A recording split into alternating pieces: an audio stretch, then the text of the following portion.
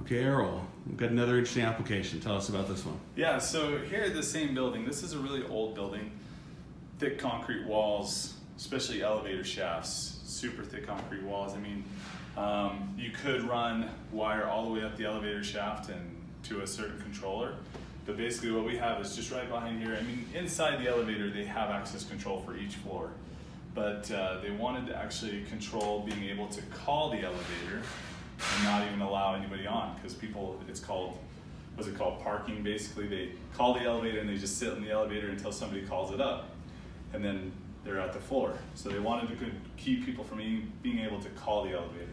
So we basically, on the inside of this, we have the remote part of the bridge, and then we have,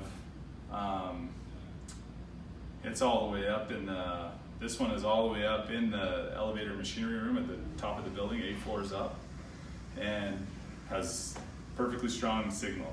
Through a ton of concrete, through Yeah, everything. we don't have to worry about wires going up and down this elevator. Sometimes you just can't find the right, you know, if anybody knows elevators, you just can't, it's really risky business dealing with elevators.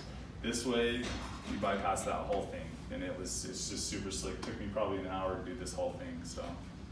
Great, thank you.